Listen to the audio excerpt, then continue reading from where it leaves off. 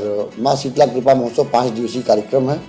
उसी कार्यक्रम के दरमियान पंडित धीरेन्द्र कृष्ण शास्त्री जी का आगमन हो रहा है और 18-19 तारीख में 21 कन्याओं का विवाह पाणी ग्रह संस्कार होना है और ये बड़ा खुशी का पल होगा हमारे क्षेत्रवासियों के लिए, हमारे समाज के सभी पुरोधाओं के लिए और गरीब तबके की जो कन्याएं हैं उनको आशीर्वचन देके आप सभी लोग आइए और उनको आशीर्वचन दीजिए। अच्छा, 21 कन्याएं जो हैं, कहा जाता है कि आप हमेशा ही जो है कन्याओं की मदद करते हो, चाहे शादी हो या ब्याह हो, किसी भी और हर एक जगह पे आप गरीबों के घर पे पहुंचते हैं। जो भी आपसे बनता है, कोई भी सामान या हर चीज मदद करने के लिए तैयार रहते हैं।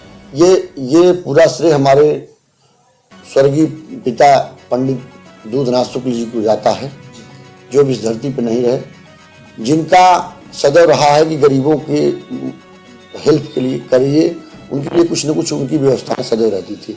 तो हम लोग उस कार्यक्रम के दरमियान हमेशा हमारे पिताजी एक सामग्री, किसी गरीब विधवा वृद्ध विकलांग असहाय की कन्या का विवाह होता था तो उसमें हम लोग एक सामग्री देते थे। वो चाहे बेड हो, चाहे अलमारी हो, चाहे पलंग हो, चाहे टीवी हो, एक सामग्री हम लोग प्रयास करके एक कन्याओं को देते थे। क्योंकि तहसील के अंतर्गत एक दिन में 5-5, 6-6, 10-10 शादियाँ रहती थी। तो हम लोग प्रयास करके अगर कोई हेल्प कर मांगता था, विधवा वृद्ध विकलांग असहाय टाइप का लोग सूचना अगर देते थे तो हम लोग भरपूर सेवा करने का प्रयास करते थे।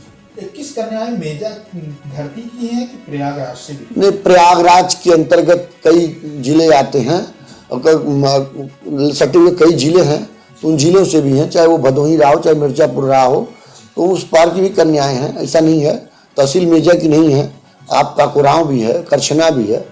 जो 21 फॉर्म में आ सका, हमारा आंकड़ा बहुत छोटा था, माँ भगवती के आशीर्वाद से हम लोग पहली शुरुआत है, तो हम लोग 21 कन्याओं का विवाह का संकल्प लिए।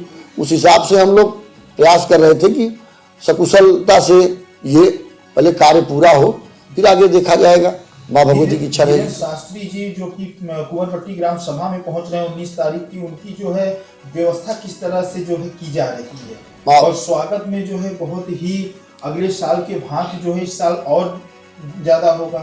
नहीं, स्वागत की व्यवस्था उनकी अच्छी की गई है और महाराज जी का स्वागत हम लोग क्या करेंगे, संत हैं वो, संत की संतन सुख सेवा है जगदेवा, कड़ा धाम में राज करे, मेरी माँ भगवती की आरती में ये लाइन कही गई है।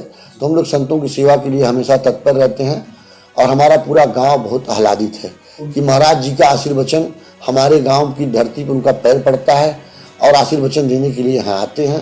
हमारे सभी क्षेत्रवासियों में बहुत अभिलाषा और खुशी का माहौल है। अब मेरे क्षेत्र का पूरे जिले में बहुत खुशी का, वो शासन प्रशासन में भी बहुत खुशी रहती है कि ऐसे संत का आगमन हो रहा है, उनकी सेवा के लिए सब तत्पर रहते हैं और बहुत अच्छा लगता है। अच्छा, धीरेन्द्र शास्त्री जी किस रास्ते से जो है गुजरेंगे? अभी ये चीजें क्लियर नहीं की गई हैं कि किस तरीके से आना है, कैसे आना है। से भी गुजरेंगे, कानून व्यवस्था जो है बहुत टाइट रहेगी। जैसे कि उस बार क्या हुआ था कि धीरेन्द्र शास्त्री जी आए थे तो प्रयागराज की नगरी में डुबकी लगाए थे। देखिए ये बड़ा विषय है और संत की मन की बात और भगवान के मन की बात हम नहीं जान सकते ना, हम एक साधारण प्राणी हैं। तो हम आप सबके बीच में रहते हैं, उनका आशीर्वचन मिलेगा, ये उन्होंने कहा है। अब वो क्या होगा और करेंगे। आप कितने भाई हैं टोटल?